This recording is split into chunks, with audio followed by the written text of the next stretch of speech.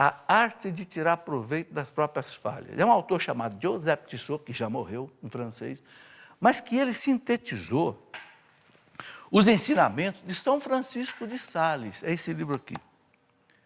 A arte de tirar proveito das próprias falhas. Ele ensina o seguinte: como é que você olha para você, vê seus defeitos, como é que você trabalha esses defeitos? Um doutor da igreja deixou essa pedagogia. Que esse escritor aqui, José Tissot, que é um padre, transcreveu. Ele coloca o seguinte, eu vou resumir isso daqui.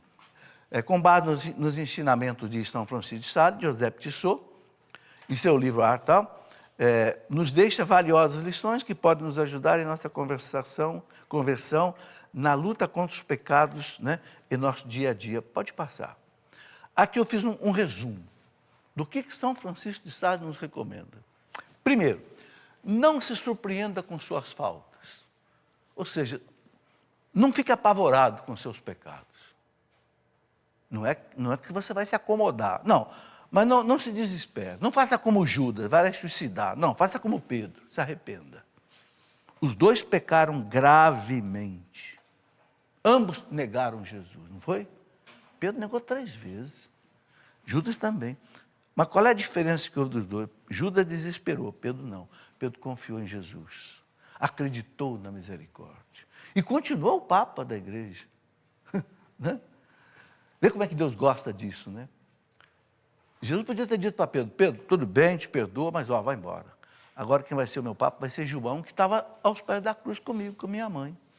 Mas não, manteve o Pedro.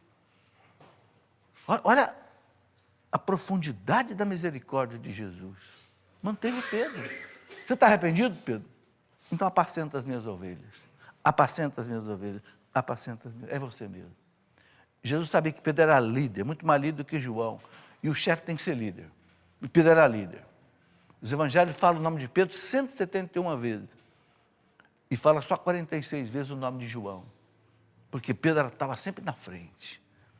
Pedro era o porta-voz. Pedro era o, né, era o destemido. Jesus queria um homem assim. O Papa tem que ser destemido. O Papa tem que ser corajoso. Veja o nosso Francisco aí, né? Corajoso. Segundo, não se perturbe com os seus defeitos. Não deixe... Né? Uma coisa são as faltas, outra coisa são os defeitos. É diferente. Defeito é aquilo que você nasceu com ele. Tá certo? Se você, não sei, nasceu com um defeito, é defeito, você não tem culpa. Agora, a falta é quando você tem culpa. Então ele fala, não se desespere, nem com a falta, nem com o defeito. Né? Tem um que nasce com a qualidade de tocar piano bem, músico e tal, né? Outro, que nem eu, é surdo para a música. Defeito, fazer o quê? Né? Outro eu admiro, vejo o sapo tocando aí, fico bobo de ver. Isso não é falta, isso é defeito. Agora, ele diz, não se apavore, nem com a falta, nem com o defeito. Terceiro, não desanime com as suas faltas. Ele bate muito nisso, né? São Francisco de Sales diz assim, quando você cair, pecar, não fica pisando a sua alma. Não. Ele fala assim nesse livro aí, diga para a sua alma, minha pobre alma, você é fraca mesmo, levante, vou ajudar você a se levantar. Vamos lá se arrepender, vamos tocar o barco para frente. Deus é misericórdia. Ele bate muito nisso. Porque, gente, o desânimo, o desespero espiritual é muito ruim.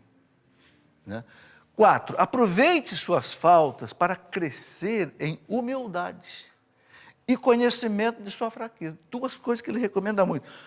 O santo dizia, o pecado ajuda a gente a crescer, porque faz a gente ser humilde. Quebra a crista, né, como o povo diz, né? Quebra o orgulho. Quando você cai, é duro cair. Por que Jesus deixou Pedro cair 3 vezes? Lucas 22, tem uma passagem interessantíssima, em que Jesus diz assim, Simão, Simão, eu orei por ti, porque Satanás quis te joeirar. Joeirar é, quando não sei se vocês sabem, quando antigamente as mulheres iam limpar o café, jogava o café para cima assim, o vento levava a palha e caía, era o joeirar. Satanás quis te joeirar, jogar você para cima. Mas eu orei por ti. E você, uma vez confirmado, confirma teus irmãos. Mas aí o que era quinta-feira santa, né? Jesus disse assim, eu vou ser preso, eu vou ser flagelado, vão me matar. Aí Pedro, não, Senhor, de jeito nenhum. De jeito nenhum, eu estou pronto para ir até a morte com o Senhor. O que Jesus disse? Ah, é?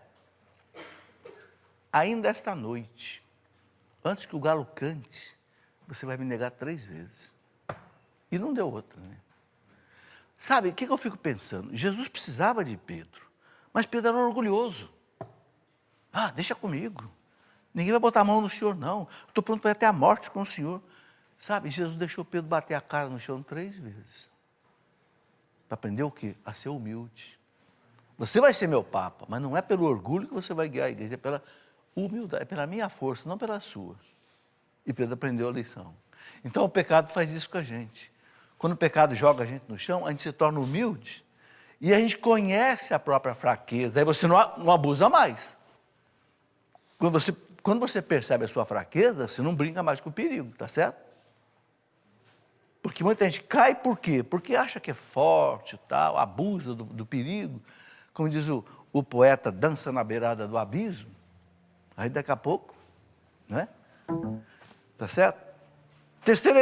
Quinta ele fala, ame sua pequenez. Oh, Nossa Senhora amou a pequenez dela. Ele olhou para a pequenez da sua serva. Então ele fala, ame a sua pequenez. O conhecimento e a aceitação da nossa pequenez é uma grande graça. Exemplo, Santa Teresinha. Santa Teresinha não pregou para ninguém, nunca saiu daquele Carmelo de Lisieux, viveu ali 9 anos, quase que num abandono, num esquecimento. No entanto, a grande Santa Teresinha amava a pequenez dela. Ela dizia, eu quero ser como aquela bolinha do menino Jesus, que ele brinca. Ele pode chutar para o lado, esquecer dela. Ele pode até furar ela, se ele quiser. Ela falava isso.